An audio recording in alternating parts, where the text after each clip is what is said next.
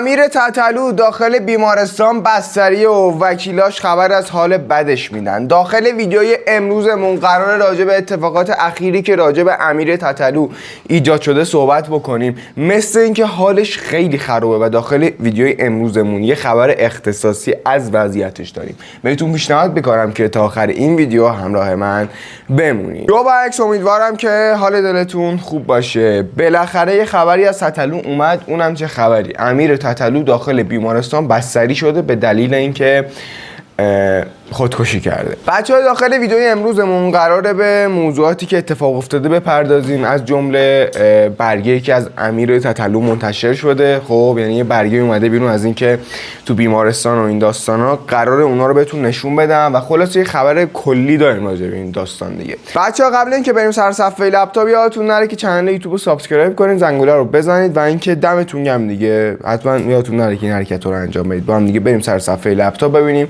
چه خبره. خب بچه‌ها قبل از هر چیزی بهتون بگم داخل چنلمون عضو باشید، چون ما خبرها رو به صورت لحظه‌ای داخل چنل تلمون میذاریم. بچه‌ها آیدی چنل تلمون هم رپتایم که میتونید خیلی راحت پیدا بکنید و من داخل کامنت ها براتون پین میکنم. نتونستید این رپتایم سرچ کنید، خیلی راحت براتون میاره بالا. و برسیم به موضوع اصلی. موضوع اصلیمون امیر تتلوه. آقا دو سه تا داستان وجود داره و دو سه تا حرف این وسط وجود داره. خب اولین حرف اینه که میگن که امیر تتلو رو تو غذاش یه چیزی چرت و پرت ریختن، مسموم شده. دومیش میگن نه خودش خودکشی کرده، اونم با دلیل. خب دلیلیش هم الان بهتون میگم. بچه‌ها ببینید امیر تتلو خودتون میدونید دیگه با حکم اعدام محکوم شد و دیشب هم داخل بیمارستانی که حالا اسمشو نمیشه برد، چون اگه اسمو بگم ممکنه دو نفر، البته اسمم اینجا دیگه نوشته تو خود خبرگزاری، من دیگه چی نگم. و بیمارستان لقمان منتقل شده تتلو و میگن که خودکشی کرده تا اینجای کار با دارو قرص و این داستانا. بچه‌ها این خبر میتونه راست باشه. میدونید چرا؟ یادتونه یه تایمی من تاکید میکردم که خواهر تتلو داره میگه تتلو روزانه 12 تا قرص داره مصرف میکنه داخل زندان و الانم کلا حالا اون داستان خودکشیش و اون عملش به خاطر چی بوده؟ به خاطر خوردن قرص بوده که آوردنش بیمارستان لقمان. خب و مورد بعدی، خب دو تا فرضیه وجود داره، یعنی فرضیه که اطرافیانش گفتن و به گوش ما رسیده. خب مورد بعدی اینه که میگن تتلو میخواسته از زندان بیاد بیرون، یعنی یه بازجویی داشته که داخل اون بازجوییش اومده گفته که آقا من مرخصی میخوام، یه مرخصی کوتاه بدید. این داستانه که اونو ندادن، مخالفت کردن باز با مرخصی دادنش. خب و میگن به خاطر اون خودکشی کرده، این دلیل خودکشیش. خب و بعضیا میگن نه به خاطر بار روانی حکم اعدامش که دوباره شکسته شد. یعنی بچه‌ها یه سریا میگن سر اونه. خب و اینجا واقعا معلوم نیست. و بچه‌ها تا میتونید جلوی در بیمارستان نرید، چون اونجا پل لباس شخصی و ون و فلان و هزار تا داستان دیگه است که داستان دیگه. لطفا اگه تا میتونید اونجا نرید واقعا. یعنی دقیقا مثل اون روز فراخوان بود، من میگفتم نرید فلان نکنید، دو نفر میومدن میگفتن نه محمد فلانه. نرید تا میتونید نرید، چون زور تو به اونا نمیچربه، میکنن تو بم میبرن، خانواده‌ات هم نمیدونن کجایی. واقعا نکنید. پس خواهشاً خودتون رو بگاه ندید سر تتلو. خب خودش که بگاه داره میره.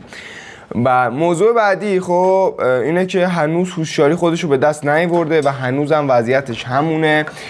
و اینجا میبینید که یه عکس دیگه اومده بیرون، یعنی تموم کادر بیمارستان لقمان شروع کردن از تتلو عکس گرفتن که ساعت 10:28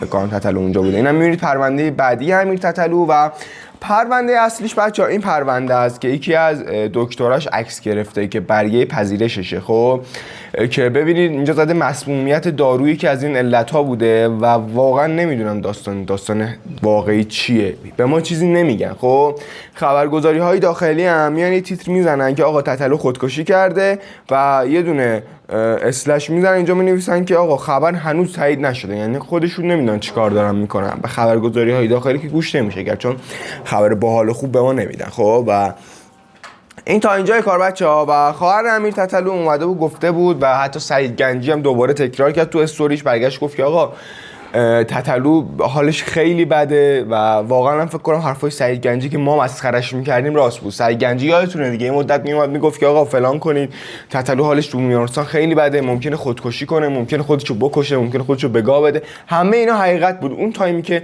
سعید گنجی اینا رو میگفت ما بهش میخندیدیم، فکر می‌کردیم داره فالوور میگیره، فکر می‌کنم داره دلقک بازی در میاره. حتی خواهرش، حتی مادرش که میومدن میگفتن تتلو خیلی حالش بده داخل زندان و احتمال خودکشی داره و الان هم دیدیم اتفاق افتاده.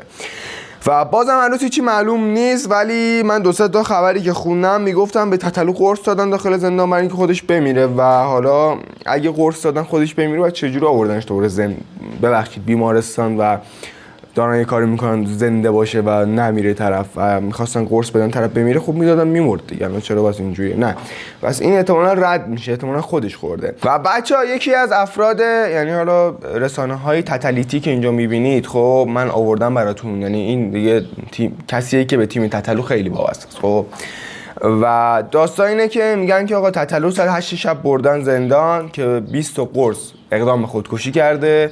بچه‌ها میگن ساعت 10 شب هم حالا اونقدر هوشیاریش پایین بوده و در حد مرگ بوده که انتقال پیدا کرده به آی سی یو و فقط رسانه‌های تتلیتی اینو میگن. بچه‌ها میگن که از مرگ فقط نجات پیدا کرده و حال جسمیش هنوز مثل همون قبله.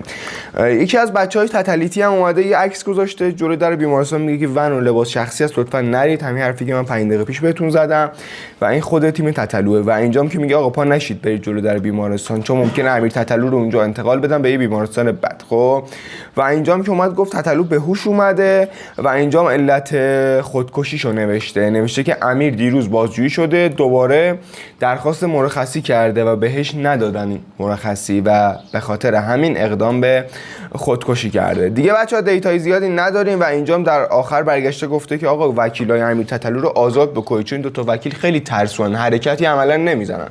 میگه که 2 سال تقریبا داره میگذره و تو این 2 سال هیچ داستانی برای تتلو درست نکردن، نمیدونم یه دونه حکمشو نتونستن بخشش بگیرن یا هر چیز دیگه و میگن که باید عوض کنن. حتی خود خانواده امیر تتلو هم همین حرفو میزنن. البته خب پرونده تتلو دیگه خیلی سنگینه، شاید وکیلاش هم نهایت تلاششون رو کردن و کاری نتونستن بکنن. و اینجا هم که گفته آقا جلوی در بیمارستان دوباره نرید، دوباره تاکید کرده و اینجا هم که گفته که تتلو حالش فعلا خوبه و احتمالاً 2-3 روز نگرش می‌دارن. و بچه‌ها دوباره آخر همون پیام تاکید کرده که دم بیمارستان چی نرید. و اینجا هم که نوشته کار خودشونه، احتمالاً امیر قرص از کجا آورده، این خبری که سایت‌های دولتی خودتونه و امیر قرص از کجا آورده که دیگه خود خواهرش میگفت 12 تا روزانه قرص اعصاب میخوره دیگه، از یه جا بالاخره آورده خودش دیگه، از یه جا آورده دیگه. خلاصه بچه‌ها دمتون گرم که تا اینجا ویدیو همراه من بودید. خبرو حالا داستانای احتمالی از تتلو رو من داخل چنل تلمون براتون میذارم، چنل تلو داخل کامنت ها براتون پین میکنم. و اینکه دمتون گرم که تا اینجا ویدیو همراه من بودید. دوستتون دارم، زیاد مواظبت کنید. به امید دیدار.